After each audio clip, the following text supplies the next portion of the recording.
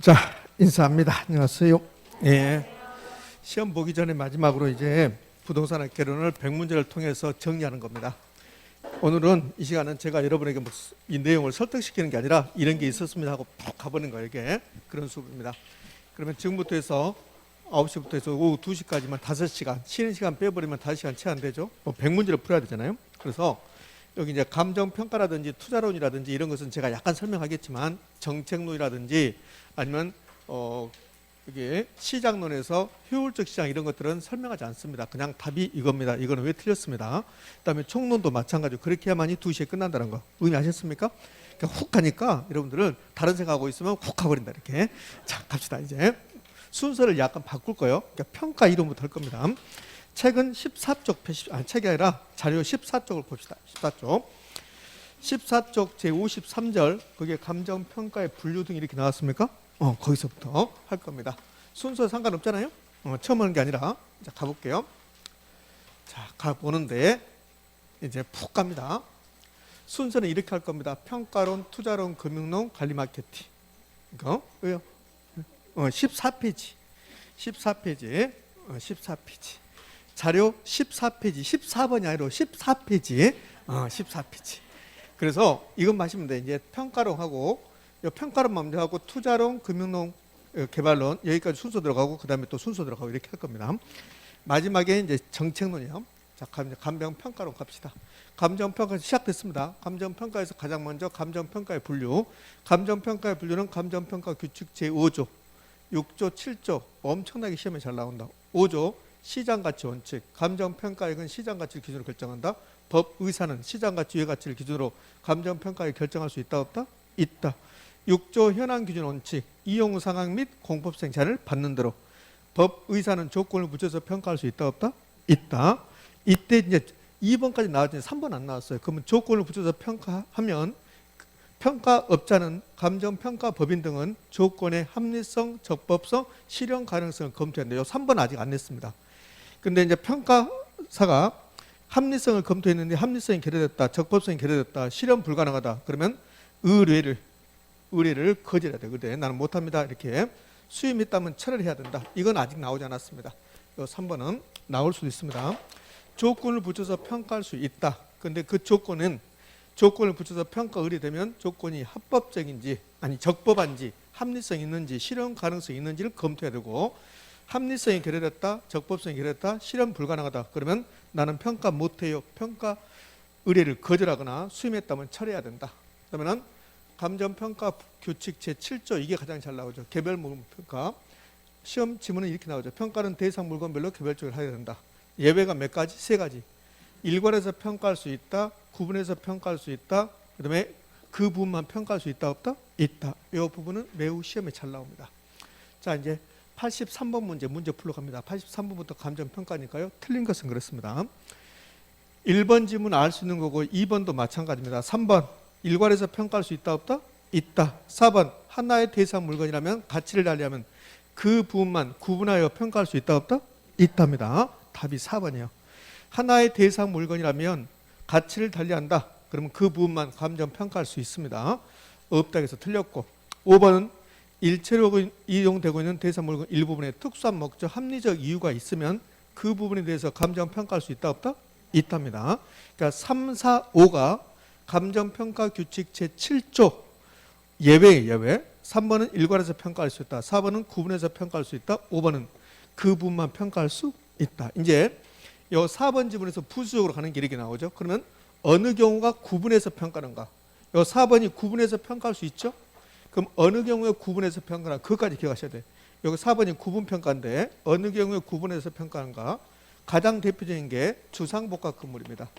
주상복합 건물처럼 복합 건물. 복합 건물은 구분해서 평가할 수 있다 없다? 있답니다. 그 다음에 산림. 산지와 인목을 구분해서 평가하는 겁니다. 선박, 배. 구분해서 평가할 수 있는 겁니다. 일필지의 토지의 전면과 후면의 이용가치를 달리한다. 전면과 후면의 이용가치가 다른 경우 구분해서 평가할 수 있다 없다? 있다. 이제 이런 거 시험에 내는 거예요. 이게 이제 이렇게 이걸 낸 적 있어요.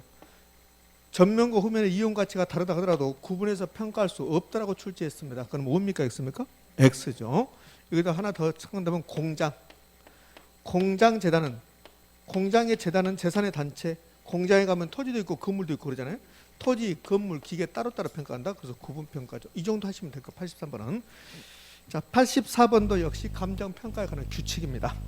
83번, 84번 전부 다 감정평가에 관한 규칙. 감정평가에 관한 규칙은 매우 중요합니다. 자, 84번 감정평가에 관한 규칙을 설명으로 틀린 것을 묶인 거 그렇습니다. 반드시 남은 기간 감정평가에 관한 규칙, 용어 정의에 대해서 전부 다 한번 보고 가셔야 돼요. 틀린 거 기억, 기준시점, 가격조사 완료한 날짜란다. 맞습니까? 기준시점 두 가지 가셔야 돼요. 기준시점 그러면 감정평가의 결정의 기준이 되는 날짜. 요거는 잘 나오잖아. 근데 기준시점 그러면 가격조사 완료한 날짜. 완료한 날짜가 중요한 게 아니라 가격조사가 중요한 거야. 가격조사 완료한 날짜. 요 시작한 날짜 이렇게 하는 거거든. 완료한 날짜 이거 준다고. 요 가격조사를 속인단 말이야. 가격조사 완료한 날짜를 한다. 요 뒤에 단서조항은 아직 내지 않았습니다. 다만 기준 시점이 미리 정해진 때는 그 날짜에 가격조사가 가능한 경우에만 그 날짜를 기준 시점을 할 수 있다. 이걸 이제 단서조항을 틀리게 만들려면 불가능한 경우에도 기준 시점을 할 수 있다. 그러면 틀린 말이야. 가능한 경우에만 그 날짜를 기준 시점을 할 수 있다. 여기서 많이 어렵게 나오면 그러면 과거의 특정 시점을 기준 시점으로 해서 평가할 수 있다 없다? 있다. 미리 정해준 거야. 기준 시점이 만약에 2021년 10월 26일 날 이날을 25일 날을 기준 시점 해라. 이렇게 정해 오는 거야. 그럼 과거의 특정 시점을 기준 시점으로 정해 온 거라고. 그럼 이 날에 가격 조사가 가능하다면 이 날짜를 기준 시점으로 해서 평가할 수 있다 없다? 있다. 그럼 과거의 특정 시점을 기준 시점으로 해서 평가할 수 있다 없다? 있다. 이렇게. 자, 그럼 기억 옳은말 니은 기준 가치란 감정 평가의 기준이 되는 가치를 말한다. 얘도 딱 한 번 나왔으니까 그렇게 중요한 건 아니고. 디귿 가치 형성률이 나온 포인트는 뭡니까? 경제적 가치. 시장 가치 그러면 틀린 말이고 경제적 가치에 영향을 미치는 일지계. 요 뒤에 일지계가 중요한 게 아니라 경제적 가치에 영향을 미친 그래야지 시장 가치에 영향을 미친 그러면 죽사발된다. 니을 유사지역 나왔습니다. 유사지역보다는 인근지역이 더 중요한 말이야. 유사지역의 포인트는 대상호에 속한 지역입니까? 속하지 않는 지역입니까? 속하지 않는 지역이야. 속하는 지역 그래서 이 부분이 틀렸습니다. 속하지 않는 지역입니다. 인근 지역과 유사한 특성을 갖는 지역을 말한다. 뒤에는 맞아요. 여기 속하는 지역 이게 틀렸죠. 유사지역은 대상호에 속하지 않는 지역 이렇게 나와야 되니까 니은 틀렸습니다. 우리가 틀린 거 고르거든요. 자, 그다음에 미음은 적정한 실거래가란 여러분이 좋아하는 도시적 몇 년? 3년. 근데 5년이 나와서 틀렸습니다. 도시적 무조건 몇 년? 3년이에요. 요 뒤에 뭐 적정한 실거래가 필요 없어요. 그냥 도시적은 3년. 그 밖의 적은 몇 년입니까? 5년. 그래요. 도시적은 3년이다. 그 밖의 적은 5년이다. 도시적 3년만 기하시면 돼요. 그럼 그 밖의 적은 몇 년일까? 5년이 되겠죠. 자, 그다음에는 감정평가업자가 감정평가할 때는 가격조사를 하여 대상 물건을 확인해야 된다. 이 비읍은 대상 물건의 확인이야. 확인.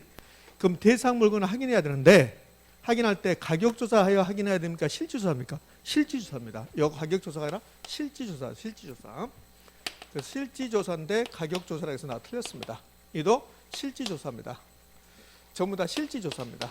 자, 비읍은 감정평가법인 등이 감정평가할 때 실지조사를 하여 대상 물건을 확인해야 되는데 실지조사를 하지 않냐고도 객관적으로 신뢰할 수 있는 자료를 충분히 확보할 수 있는 경우는 실지조사를 아니할 수 있다. 그래서 비읍 틀렸습니다. 비읍은 가격조사입니까? 실지조사입니까? 실지조사. 가격조사 생략이란 말은 없어요. 가격조사 생략이란 말 없습니다. 그래서 비읍은 실지조사입니다. 그래서 틀린 것은요.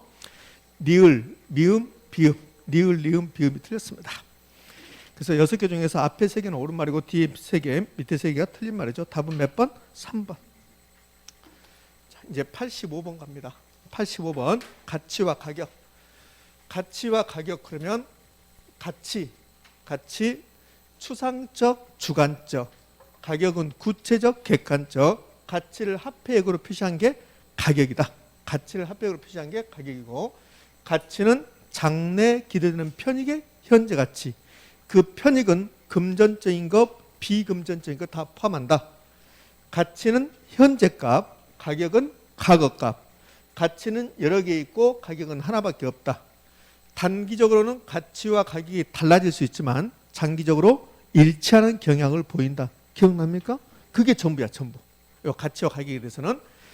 자, 그다음에 이제 5번 보면 5번은 두 번 정도 나왔는데 하나의 부동산에 두 개 이상의 권리 관계가 있다면 각각의 권리마다 가격이 있다 없다? 있다. 다음. 그래요. 그래서 옳은 거 그랬습니다. 그럼 1번 가치는 구체적 주관적 개념이고 틀렸죠. 가치는 구체적이 아니라 뭡니까? 추상적이죠. 추상적. 이 주관적이라는 건 맞아요. 가격은 추상적이 아니라 구체적이죠. 구체적. 틀렸고 2번 가격입니까? 가치입니까? 앞에가 가치. 요 가치죠. 가치. 가치는 장래 기대는 편익의 현재 가치 의미하며 요 미래 가치는 나옵니다. 가치는 장래 기대는 편익의 미래 가치 그러면 틀려요. 가치는 미래 가치가 아니라 현재 가치고 이 편익이란 것은 돈으로 표시할 수 있는 거 금전적이고 플러스 비금전적인 거 다 포함한다. 가치는 장래 기대는 편익의 현재 가치인데 이때 편익은 금전적인 거 비금전적인 거 전부 다 포함한다. 됐네요. 자, 그 틀렸고 앞에가 예, 가격이 아니라 뭐요? 가치. 뒤에는 가치는 실제로 지불된 가격값이다. 가치가 뭡니까? 가격이죠. 그래서 2번 지문은 가치와 가격이 자리가 바뀌었습니다. 3번 가치와 가격은 수요 변화로 단기적으로 일치하지만 단기적으로 괴리. 장기적으로는 괴리됩니까? 일치합니까? 일치. 단기적으로 괴리, 장기적으로 일치. 4번 가치가 상승합니다. 그럼 가격도 상승합니다. 합배 가치가 상승, 돈의 가치가 상승하면 가격은 하락합니다.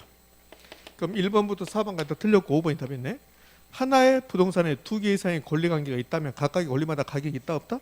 있다. 다음.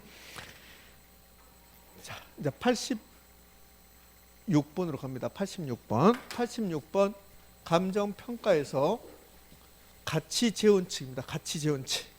가치재원칙 그러면 여기 한번 볼까요? 가치재원칙이 기억해야 될 거 여기 변동의 원칙이 나왔습니다. 그럼 변동의 원칙은 영속성, 위치 가변성 이라는데 앞에 중요한 게 아니고 변동의 원칙이 나오면 가장 먼저 무슨 시점? 기준 시점. 변동의 원칙은 부동산의 가치는 늘 변동한다. 그게 변동의 원칙. 그래서 기준 시점을 반드시 확정해야 된다. 변동의 원칙에서 1번 타자가 뭐예요? 기준 시점. 지금 이제 변동의 원칙 다 잊어버린다 하더라도 기준 시점이 떠올라야 돼. 시점 수정도 물론 변동의 원칙과 관련되지만 기준 시점이 1번 타자. 예측 원칙은 영가 예수 이렇게.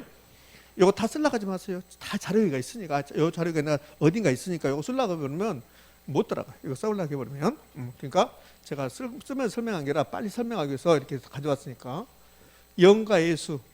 근데 토지처럼 영원히 수익이 나오면 수익하는 법 중에서 무슨 하는 법? 직접 하는 법. 그럼 예측 원칙은 직접 하는 법은 근거가 된다. 그럼 5일까 X일까?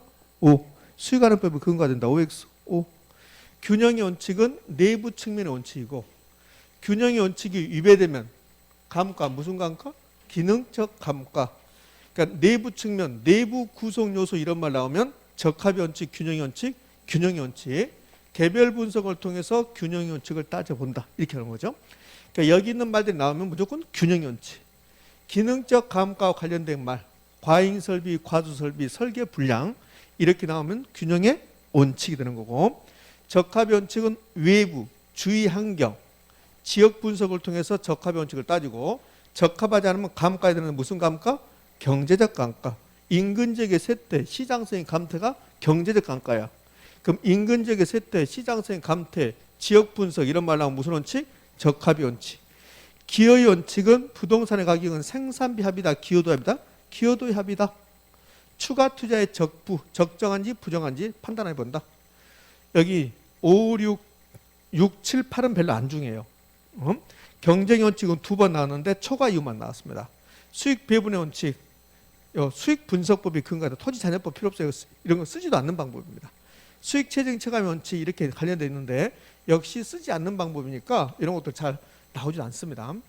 이거 나머지가 다 됐다면 1번, 2번, 3번, 4번, 5번, 9번이 됐다면 이제 6, 7, 8을 한번 볼 필요가 있겠죠. 그러나 다른 게 안 됐다면 6, 7, 8은 볼 필요가 없는 거고 수익 체증 체감의 원칙은 수익이 증가하다가 수익이 감소한다. 그래서 이윤 극대화가 어디냐? 추가 투자의 적부 따질 때 수익 체증 체감의 원칙. 대체 원칙은 비교적 중요성이 있죠. 대체 원칙은 대체 경쟁 관계에 있는 부동산끼리 가격 형성에 상호 영향을 미치면서 형성된다. 그게 대체 원칙이야. 대체재 가격이 올라가면 해당 지역의 가격도 뭐합니까? 올라가죠. 수요 공급에서 대체가 올라갔다. 해당 지역 수요가 증가했다.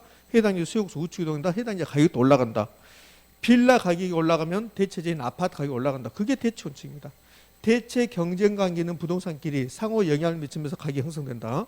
앞에 감정평가 3방식이 큰 거, 이거는 너무나 추상적인 거고 포괄적인 거 필요 없고, 이 정도. 거래사례 비교법이 근거된다. 거래사례 비교법은 대체 경쟁 관계 있는 다른 부동산의 가격에 영향을 미친다. 그게 거래사례 비교법이니까 이 정도 하시면 이게 가치 재원칙은 돼요. 이렇게. 자, 이제 볼게요. 그러면 이제 문제를 볼까요? 86번입니다. 틀린 거 그렇습니다. 초과 설비, 과수 설비 설자 나왔습니다. 무슨 원칙입니까?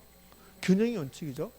그래서 균형의 원칙이다. 옳은 말이죠. 변동의 원칙은 기준 시점, 시점 수의 근거. 옳은 말이고, 3번 기여의 원칙은 부동산의 각 구성 요소가 각각 기하여 부동산 전체 가격이 형성된다는 원칙으로 추가 투자의 적정성을 판단하는 데 사용된다. OX 오잖아요. 너무나 옳은 말이고, 4번 예측 원칙에서 부동산의 가치란 장래된 편익을 현재 가치로 환원한 값이라 정의할 수 있다. 예측 원칙 0, 가, 예수. 이거 다 써볼까요? 예측 원칙 0, 가, 예, 수 이렇게 되거든. 그럼 이게 영속성 때문에 예측 원칙이 나오고, 예측 원칙은 가치 정의의 근거. 이게 가치 정의거든. 부동산 가치란 장래되는 편익의 현재 가치 환원한 값이라. 이게 가치 정의야. 그럼 부동산의 가치를 이렇게 정의하는 것은 무슨 원칙 때문이다?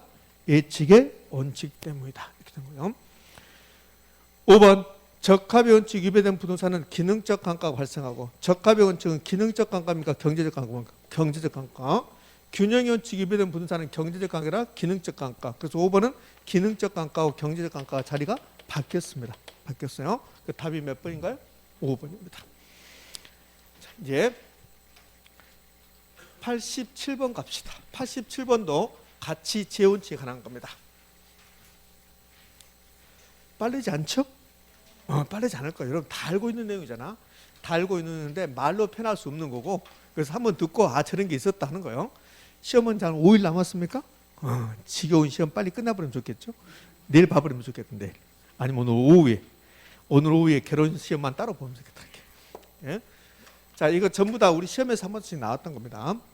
요 첫 번째 것을 모르면 두 번째, 세 번째가 알면 되잖아요.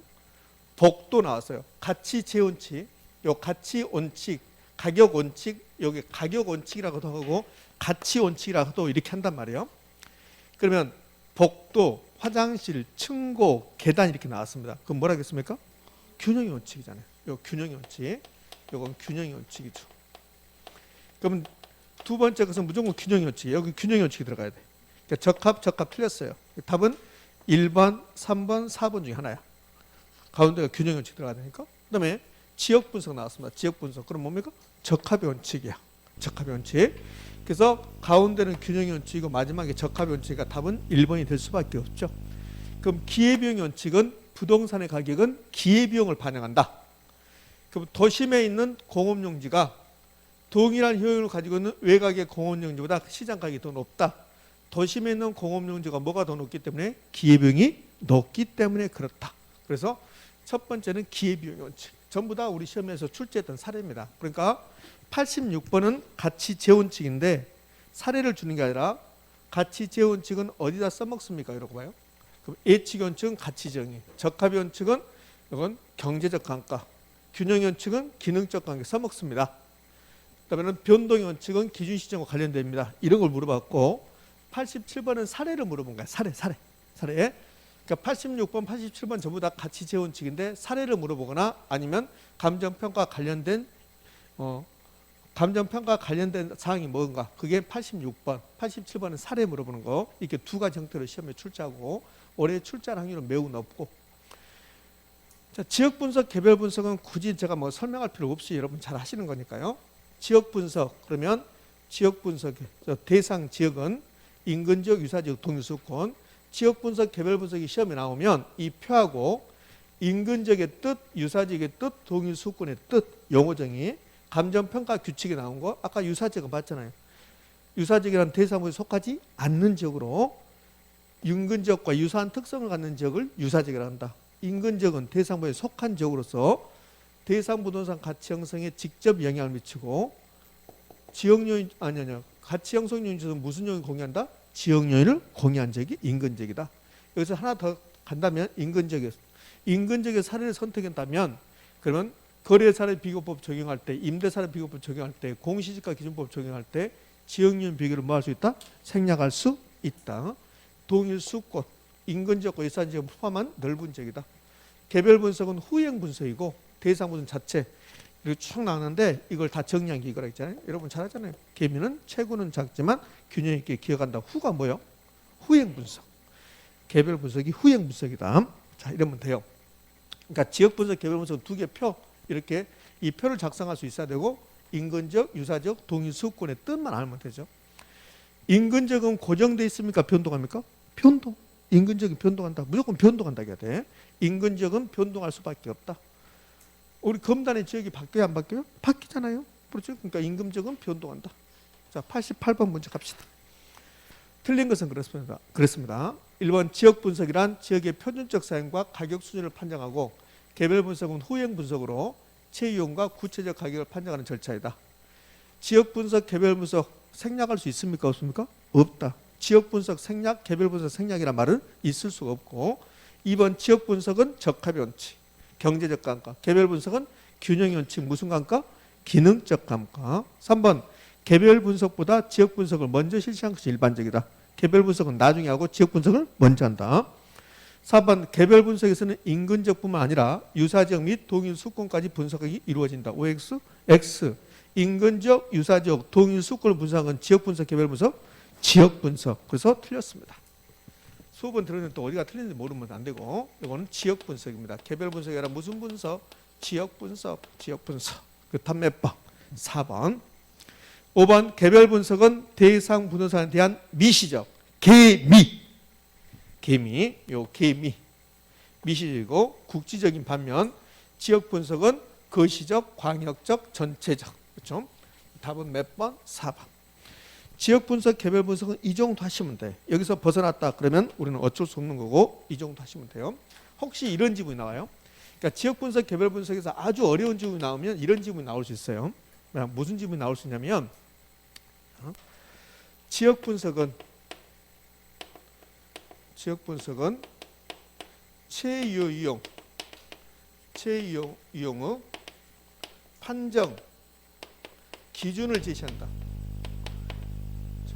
지역 분석은 최유용의 판정 기준을 제시한다. 판정 기준 제시한다. 기준을 제시한다. 이런 지문이 나왔어요. 이 지문이 O입니까? X입니까? 이 지문은 지역 분석은 최유용을 판정한다 이 뜻이 아니에요. 봐요. 지역 분석은 최유용을 판정한다 이렇게 하면 틀린 말이야. 지역 분석은 최유용을 판정하는 게 아니잖아요. 최유용을 판정하는 게 개별 분석이죠. 그럼 이 말은 지역 분석은 채용을 판정합니다. 그 말이 아니라 채용의 판정 기준을 제시한다고 그랬어요. 그럼 지역 분석이 끝나고 나면 그 지역 분석을 바탕으로 개별 분석하게 되거든. 그러면 지역 분석에서 표준적 사용을 판정하고 그 표준적 사용이 채용의 판정 기준을 제시해 주는 거야. 그럼 이 말은 O입니까? X입니까? O입니다. O. 이렇게 나오면 여러분이 많이 힘들어해요. 지역 분석은 채용이 아니라 표준적 사용인데 그래서 틀린 점을 해볼 수가 있단 말이에요. 의미하셨습니까? 이제 지역 분석 뒤에는 여러분 머릿속에 지역 분석 뒤에는 무조건 표준적 사용이 나야 된다 이렇게 생각한다고. 근데 이 말은 지금 지역 분석은 채용을 판정한다 이 뜻이 아니라고. 지역 분석은 채용을 판정한다 아니고 지역 분석은 채용의 판정 기준을 제시한다. 그럼 O입니까? X입니까? O야. O. 여러분 처음 듣는 표정을 짓고 있는데 그렇지 않다는 거 이미 들었는데 기억이 별로 없다는 거. 왜? 자주 제가 언급하지 않았으니까. 아주 자주 언급하지 않았죠. 그러면 시험에 나옵니까? 그동안 나왔습니까? 한 번인가 나왔어요. 한 번인가 나왔으니까 아주 중요한 건 아니고 중요한 것은 지금 했던 거 88번에 있는 게 중요한 겁니다. 자, 89번 갑니다. 자, 지역 분석, 개별 분석까지 평가 이론이 끝났다고 하면 돼요. 이제 평가 방식 가는 거야. 감정 평가 방식. 그럼 감정 평가 방식 그러면 원가법도 있고 거래사례 비교법도 있고 이제 요 감정 평가 방식이라는 내용이 틀린 거 그렇습니다. 그럼 이거는 기본적으로 알아야 되잖아요. 비용성의 사고에서 원가 방식이 만들어지고 원가법은 원가 방식은 원가법하고 적산법이 있고 그다음에 시장성의 사고에서 무슨 방식이 만들어지고 비교 방식이 만들어지고 비교 방식에서는 가액 관한 거 거래사례 비교법, 임대료 관한 거 임대사례 비교법, 토지가액 관한 거 공시지가 기준법. 수익성의 사고에서 수익 방식이 만들어지고 수익 방식은 가액 관한 거 수익 환원법, 임대료 관한 거 수익 분석법이 있다. 그럼 가액 관한 것은 가액 관한 것은 토지가액 관한 거 공시지가 기준법 빼면 가액 관한 거 몇 개 나왔습니까? 3개 나오죠. 3개. 원가법 있고 거래 사례 비교법이 있고 그다음에 수익 환원법이 있고 이 3가지가 나온다. 원가법으로 가액 구했습니다. 적산 가액. 거래 사례 비교법으로 가액 구했습니다. 비준 가액. 수익 환원법으로 가액 구했습니다. 수익 가액 이렇게. 그럼 원가법은 제조 원가 마이너스 감가 수정. 거래 사례 비교법은 사사시 지계면. 수익 환원법은 대상 부동산이 장래에 산출할 기대되는 순수익 또는 미래 현금 흐름을 환원하거나 할인하여 가액을 산정하는 감정 평가 방법을 말한다. 맞습니까? 지금 89번은 그거 물어보겠다는 소리야. 이게 감정 평가 규칙에 다 나온 거라고. 그러니까 89번도 감정 평가 규칙의 내용을 물어보는 거야. 89번도. 그럼 이제 원가법, 거래사례 비교법, 수익환원법, 요거 원가법, 거래사례 수익환원법 용어정의잖아요. 감정 평가 규칙에 나온 거. 그다음에 임대료 구하는 거. 임대료 구하는 것은 3가지 나왔네요. 임대료 구하는 거 3가지. 첫 번째 적산법이 나오죠. 적산법. 적산법 그러면 기필. 그다음에 임대사례 비교법은 거래사례 비교법과 똑같죠. 임대사례의 사정보정, 시점 수정, 지역유인 비교, 개별유인 비교, 면적 비교를 통해서 임대료 구하는 거. 수익 분석법. 수익 분석법은 순수익의 필요 적용비를 더한다. 이렇게. 여기 이제 가액 관한 거에서 공시지가 기준법이 하나 들어가겠죠. 토지가액 관한 거 공시지가 기준법. 그럼 공시지가 기준법이 나오면 이거는 감정평가 규칙상 토지의 평가 방법이고 공시지가를 기준해서 토지 평가한다. 공시지가는 표준지 공시지가, 개별 공시지가, 표준지 공시지가를 기준해서 평가하는 것이다. 표준지 공시지가. 사정 보정하지 않는다. 면적 비교하지 않는다. 그럼 공시지가 기준법에서 중요한 내용은 다 끝난 겁니다. 임대를 구하는 방법이 이렇게 3가지가 있는데 우리나라 감정평가 규칙에서는 임대를 평가하는 방법이 주된 평가 방법이 뭡니까? 임대사례 비교법이다. 그럼 이제 89번은 이 내용을 물어보는 거니까 이제 보자고요. 원가법, 제조원가의 감가 수정에서 여기서 이제 끝나는 게 아니라 뒤에 가액 구하는 거가 임대를 구하는 거가 보라고요. 원가법은 가액 거죠. 가액. 옳은 지문. 거래사례 비교법은 대상 물건과 가치 형성이 같거나 비슷한 물건의 거래사례를 비교하여 대상 물건의 현황에 맞게 사정 보정, 시점 수정, 가치 형성 요인, 지역 요인 비교, 개별 요인 비교를 한다는 거예요. 그래서 대상 물건의 가액. 수익환원법이 가장 시험에 잘 나와. 대상 물건 장래에 산출할 기대되는 순수익 또는 미래 현금 흐름을 여기다 이제 가로넣기 나왔단 말이에요. 이렇게 순수익 환원하거나 할인하 여기도 가로넣기 나왔고 대상 물건의 가액을 산정하는 감정평가 방법을 말한다. 맞습니까? 이렇게. 자, 이제 적산법 나왔습니다. 적산법 기필. 기초가액의 기대율을 곱하여 산정한 금액의 대상 물건을 계속하여 임대차하는 데 필요한 필요적인 기기필 나왔습니다. 근데 적산법의 공식을 써보면 적산법은 기초가액 곱하기 기대이율 플러스 필요 재경비. 필요 재경비야. 필요 재경비. 그러면 기초가액의 기대이율을 곱하고 이렇게 산정된 금액에다가 필요 재경비를 뭐한다? 더한다. 그러니까 필요 경비를 차감한다 해서 틀렸어요. 차감하는 겁니까? 더하는 겁니까? 더하는 거죠. 그러니까 적산법은 쌓아가는 거야. 이게 쌓아가는 거니까 차감했단 말 나오면 틀린 말이죠. 적산법은 차감했단 말 나오면 틀린 말이고 적산법은 기초가액에다 기대율을 곱하고 필요 재경비를 더한다. 기필 이렇게. 그 답 몇 번인가요? 4번. 5번 수익 분석법 나왔습니다. 복잡해요. 근데 중요한 것은 순수익에 필요 책임을 더한다는 거예요. 순수익에 필요 경비를 더한다. 여기도 더한다 나와야 돼. 적산법도 더한다고 나와야지 적산법은 차감한다 나와서 틀렸습니다. 그러니까 5번 수익 분석법 옳은 지문. 답은 몇 번입니까? 4번 적산법 기필 기초가액 곱하기 기대율 플러스 필요 재경비 더한다는 거. 자, 요거 아까 다 봤던 겁니다. 요 핵심정이라고 제가 해놨는데 가액을 산정하는 방법, 제조원가액 감가 수정을 빼는 것은 적산가액과 원가법. 거래사례 비교보면 거래사례 가격에다가 사정인 개입되면 사정 보정하고 시점 수정, 지역률 비교, 개별률 비교, 면적 비교, 비중가액 하는 거. 여기 거래사례 비교법에서요 사정 보정, 시점 수정, 지역률 비교, 개별률 비교, 면적 비교 나오는데 이 중에서 절대로 생략이 안 되는 건 뭡니까? 개별률 비교. 사정 보정하지 않을 수도 있거든. 거래 사례에 사정이 없다면 사정 보정하지 않거든. 그다음에 시점 수정하지 않을 수도 있어요. 거래 시점과 기준 시점에 시간적 불일치가 있는데 가격 수준의 변동이 없다면 시점 수정하지 않을 수도 있죠. 지역률 비교하지 않을 수도 있어요. 왜? 사례를 인근지역 선택했다면 면적도 똑같으면 면적 비교하지 않을 수도 있죠. 그러니까 개별률 비교는 생략할 수 없죠. 반드시 해야 되는 거고 뭐 그게 중요한 건 아니지만 그러니까 개별률 비교는 반드시 한다. 그게 중요한 게 아니고 지역률 비교는 생략할 수 있다. 그게 중요한 거고 수익하는 법은 순수익을 한원율로 나눈 거. 그래서 수익가액 권한 거. 이건 아까 봤잖아요.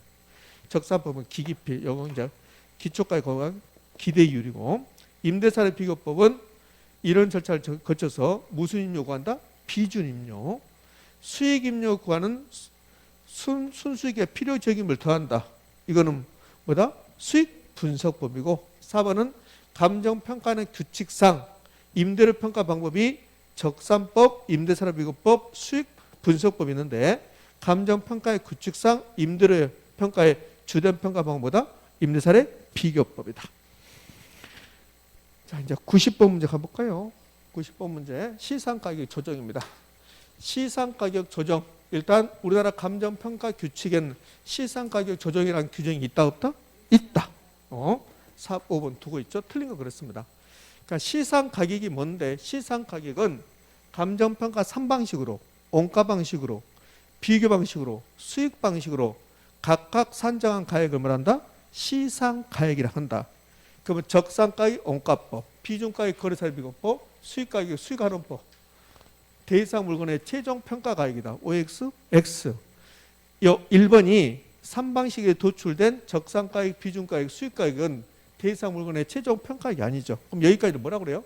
적산가액, 비중가액, 수익가액은 최종 평가액이 아니고 최종 평가액이 아니고 무슨 가액입니까? 시상가액이라고 하지. 이걸 시상가액이라고 하지. 시상가액. 그러니까 1번 지문은 이 뜻이야. 시상가액이 무슨 말인가요? 그 뜻이야. 그럼 시상가액은 최종 평가액입니까? 아닙니까? 아니라는 소리야. 최종 평가액이 아니라고. 그러면 1번처럼 적산가액, 비중가액, 수익가액은 뭐라고 한다? 시상가액이라고 하지 최종 평가액이라는 게 아니란 말이에요.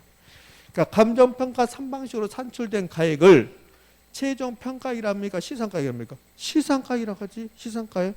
이걸 조정해서 감정평가액이 나오는 거지. 의미 아시겠습니까?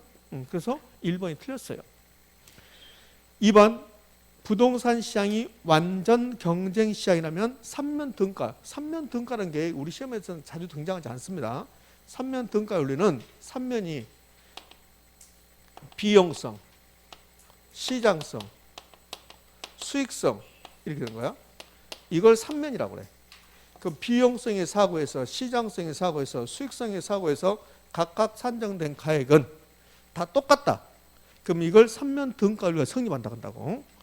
그러면 세 가지 방식에서 성립된 가액이 똑같다면 산출된 가액이 똑같다면 시상 가격에 조정할 필요가 있을까 없을까? 없어요. 그러니까 비용성의 사고에서 무슨 가격이 나와요? 비용성의 사고에서 적산가액이 나오고 시장성의 사고에서 비중가액이 나오고 수익성의 사고에서 뭐가 나옵니까? 수익가액이 나와요. 수익가액 이렇게 나옵니다. 이렇게 나오죠. 이렇게. 그러면 이 각각의 가액이 다 똑같다. 이걸 3면 등가율로 성립한다 한다고. 근데 부동산 시장은 3면 등가율로 성립하지 않다. 이게 다 10억이다. 10억이다. 그러면 다 똑같으면 그냥 10억이야. 평가액이. 시상가액 조정할 필요 없다고. 3면 등가율로 성립하지 않죠. 부동산 가격은. 그러면 시상가격 조정해야 됩니까? 조정해야 되죠. 그러니까 2번 지분 이거잖아요. 부동산 가액은 3년 등가율로 성립하지 않는다. 그러면 시상가격 조정해야 됩니까? 조정해야 되죠. 이렇게 되는 게 아니라 부동산 가격은 10억, 8억, 12억 이렇게 된다는 소리야. 그러니까 시상가격이 3년 등가율로 성립하지 않기 때문에 시상가격 조정해야 된다. 그러면 3번 이제 시상가격 조정하는데 시상가격 조정은 어떻게 하는 거냐? 3번하고 4번이 이제 시상가격 조정하는 방법인데요. 4번이 구체적으로 시상가격 조정할 때는 단순 산술평균입니까? 가중평균입니까? 가중평균, 가중줄표. 시상가격 조정은 단순 산술평균입니까? 가중평균입니까? 가중평균. 그럼 시상가격 조정은 시상가격이 뭐예요? 시상가격이 적상가액, 비중가액, 수익가액을 상호 관련시켜서 검토해 보는 거야.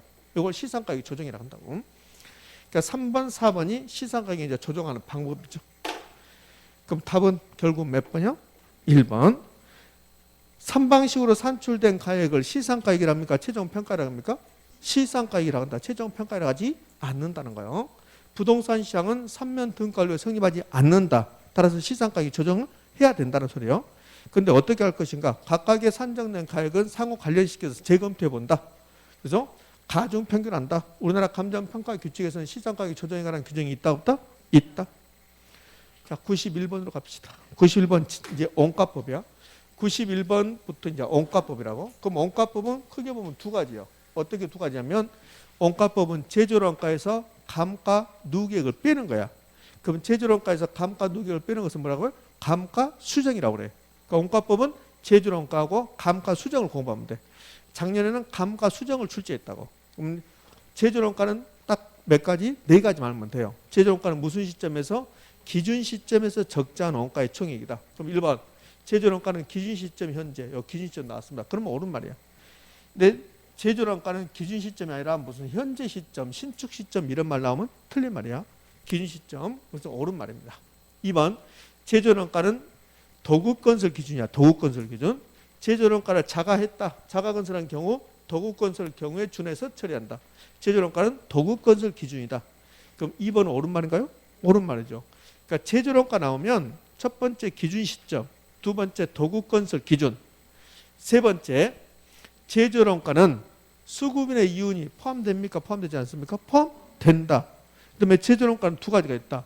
물리적 측면의 원가, 복조 원가, 복제 원가, 기능 효용 측면의 원가, 대치 원가, 대체 원가 두 가지가 있다 이렇게.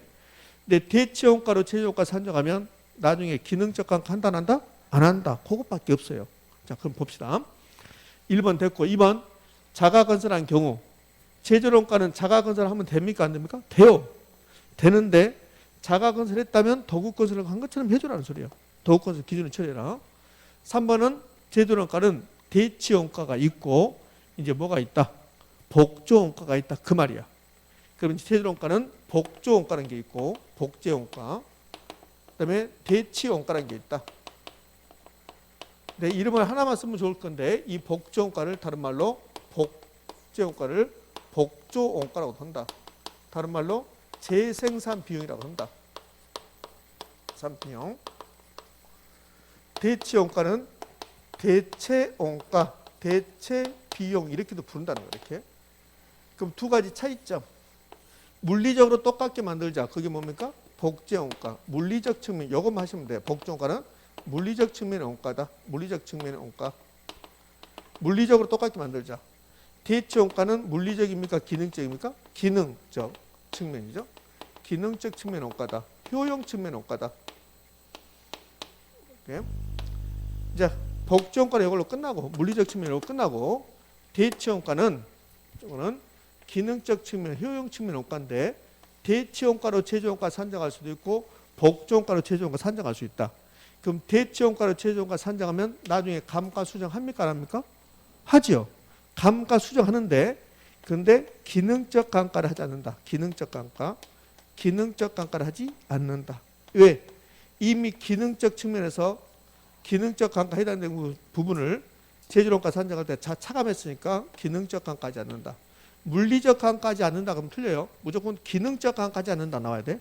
일단 요 제조원가 나오면 기능적 감가하지 않는다가 나와야지 물리적 감가하지 않는다. 그럼 무조건 틀린 집은요. 기능적 감가하지 않는다가 나오고, 그럼 어느 경우에 기능적 감가하지 않는가? 대치원가로 제조원가 산정했을 때 기능적 감가하지 않는다.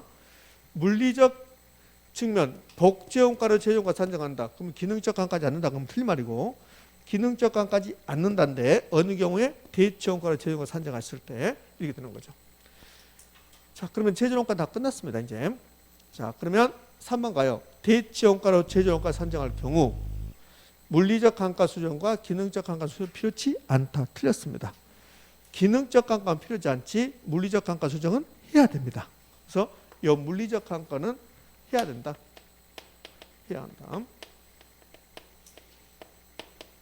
그러니까 물리적 감가 상각을 생략했다 이런 말이 있어요? 없어요? 없어요. 물리적 감가 수정을 생략했다 그런 말은 없다. 물리적 감가는 무조건 해야 한다. 기능적 감가를 하지 않는다 이렇게 나와야 되죠. 그 다음에 4번 지문을 주면 굉장히 힘들어요. 4번 지문.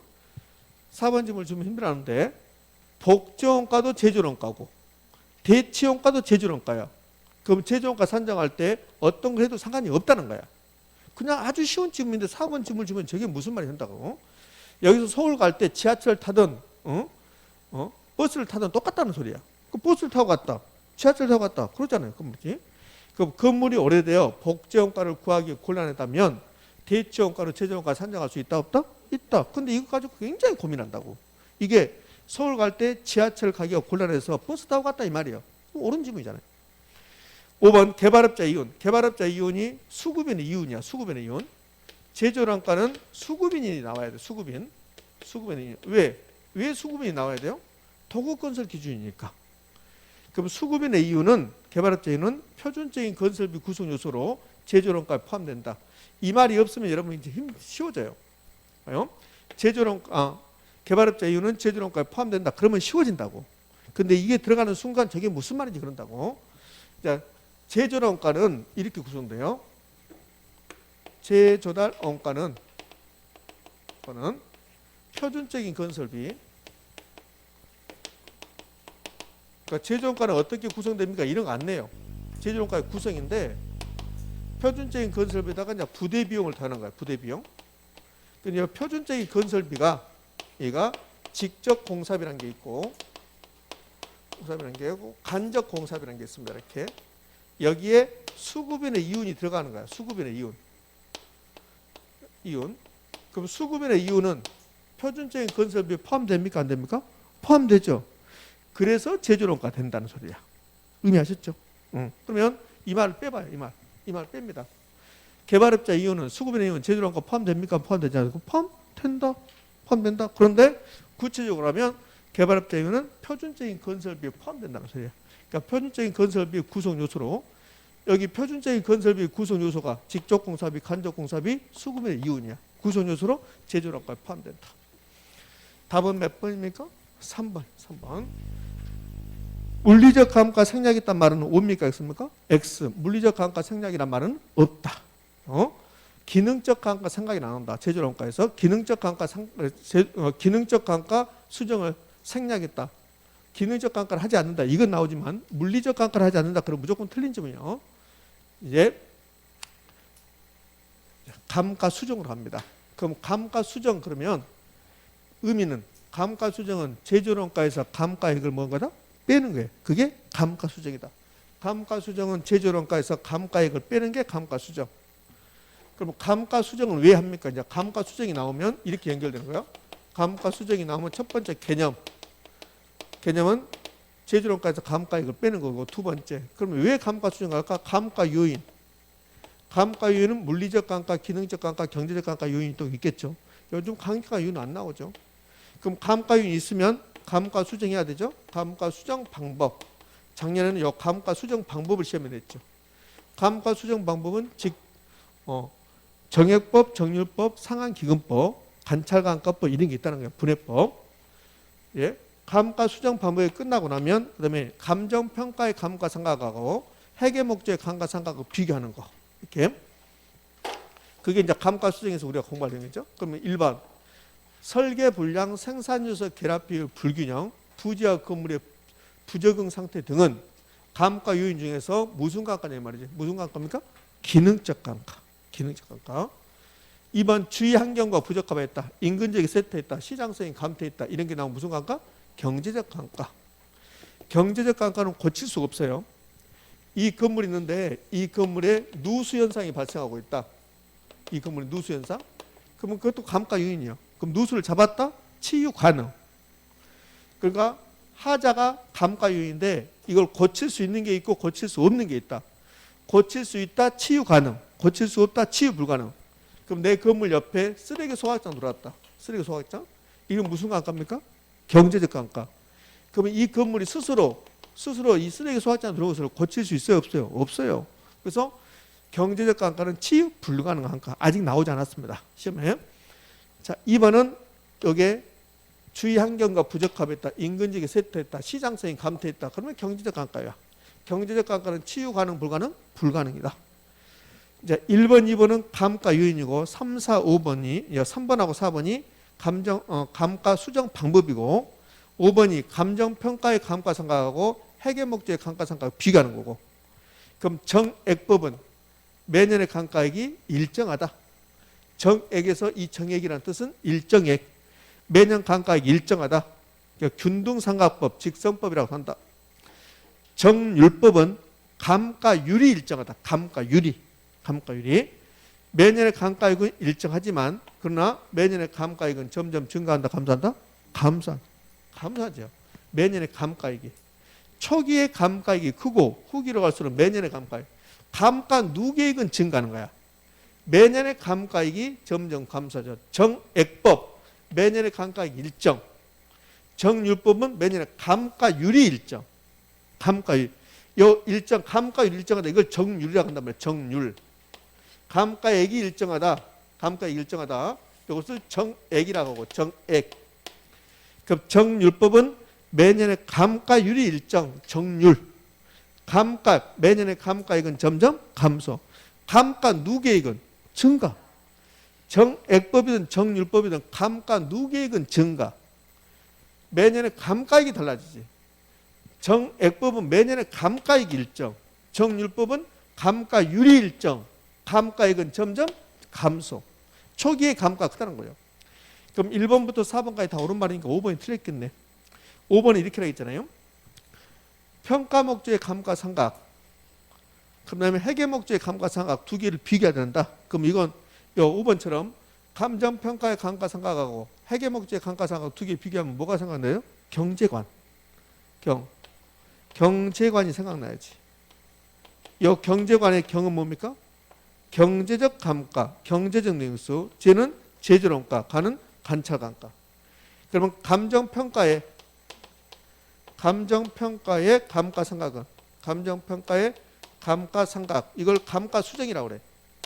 감정평가의 감가상각을 감가수정이라고 한다고. 요것만 하시면 돼. 경제관만.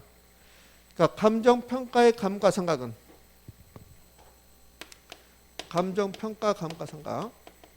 감정평가의 감가상각. 이걸 뭐라고 그래요? 감가수정이라고 그래요. 감가수정. 그러니까 5번 질문은 감정평가의 감가상각하고 회계목적의 감가상각을 두 개 비교하는데 회계목적 우리가 할 필요 없잖아요. 그럼 감정평가의 감가상각은 경제관, 경이 뭐요? 경제적 내용수, 경제적 감가를 고려한다. 제조론가. 세 번째 관찰감가를 인정한다. 요것만 하시면 돼요. 요것만. 그만 좀 써 이제. 다 있다니까. 계속 쓰고만 있으면 뭐하냐고. 아 맞다. 경제관 해야지. 계속 쓰면 뭐 할 거냐고. 겁나게 있어. 겁나게. 여기 봐봐. 여러분 자료 봐봐. 겁나게 많이 있다고. 평가목적 감가수정은 그렇잖아요. 관찰감가, 경제적 감가 인정합니까? 인정하지 않습니까? 인정하지. 예? 회계목적 인정하지 않죠.